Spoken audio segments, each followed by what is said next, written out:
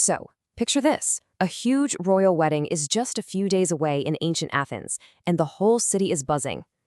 But what starts out as this big celebration is about to spiral into a massive drama, a forbidden love, crazy old laws, and a really, really messy escape plan. Let's dive into the chaotic opening of Shakespeare's A Midsummer Night's Dream. You know, this one line, spoken by a young guy in a pretty desperate spot, just nails the entire theme of the play. It perfectly sets the stage for everything that's about to go horribly and, well, magically wrong for our four young lovers.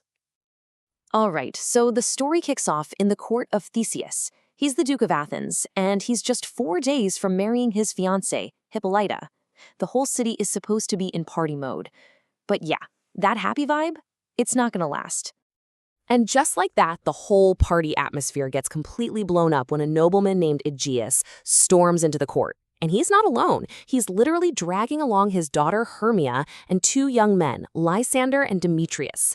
They are the source of his rage. So Egeus doesn't waste any time. He lays it all out. He has promised his daughter Hermia to Demetrius. The big problem? Hermia has completely fallen for Lysander, who's been wooing her behind his back with poems and little gifts. It's that classic setup, right? A father's command versus his daughter's heart. And look, this is way more than just a family squabble. Egeus brings up this ancient Athenian law, claiming he has the right to either force his daughter to marry his chosen guy or have her killed. I mean, the stakes just went from 0 to 100 real fast. We're talking life and death here. Now, you'd think the Duke would just laugh this off, right? Tell the guy to calm down. But he doesn't. Duke Theseus actually confirms that, yep, the law is on the father's side, and then he turns to Hermia and gives her this absolutely brutal, life-altering ultimatum. And this right here just shows you how completely trapped she is. Her choices are just awful. Marry Demetrius, a man she absolutely does not love, get executed for being disobedient, or option 3, give up on men and love forever and go live in a convent as a nun. But here's the thing about Hermia. She is not backing down. She immediately stands up for herself with this incredible bravery and basically says she'd rather live a life of total solitude than be forced to marry someone her soul can't love. She makes it crystal clear where she stands. So, as soon as the coast is clear and the Duke and her dad are gone, Lysander and Hermia are left alone. And they both realize pretty quickly that there's only one real option left if they want to be together. They have to make a run for it. And Lysander, he thinks fast. He comes up with this whole escape plan right then and there.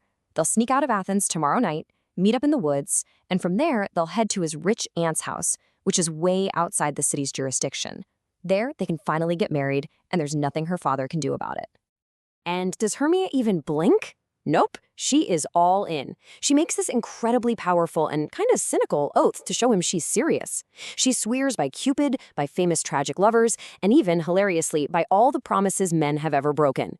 She promises she will be there. But of course, right as they're sealing the deal with this secret plan, their friend Helena walks in. And this is the exact moment where a pretty simple love triangle just explodes into a huge, complicated mess. And here's the real kicker. Helena is just miserable because she is completely head over heels in love with Demetrius. And to make it even worse, Demetrius used to swear he loved her before he suddenly just flipped and decided he was all about Hermia. So this is where it gets really, really tangled. You got this chain reaction of unrequited love, right? Helena is chasing Demetrius, but Demetrius is chasing Hermia, and Hermia only wants Lysander. Lysander is literally the only one in this whole mess whose love is actually returned, which puts everybody else in this painful, desperate spot. It is a perfect recipe for disaster. And you've got to love this exchange between Hermia and Helena. It just perfectly sums up the absolute cruel irony of their situation. Hermia can't get rid of the guy that Helena wants more than anything. It's this painful mirror image, and it just shows how chaotic and unfair love can feel. So, in what seems like a really kind, good-hearted moment, Hermia decides to let her friend in on their secret. The logic seems solid. Hey, if we're gone, Demetrius won't be chasing me anymore, and that'll leave him wide open for you, Helena. It's totally meant as an act of friendship. But, oh man, Helena's desperation and jealousy just completely take over. Instead of just letting things play out, she makes a really bad decision. She decides she's going to betray her friends and tell Demetrius all about the escape plan. And that is the final domino. And her logic here is just so tragic. She knows that telling him is going to help him chase after her rival, which will hurt.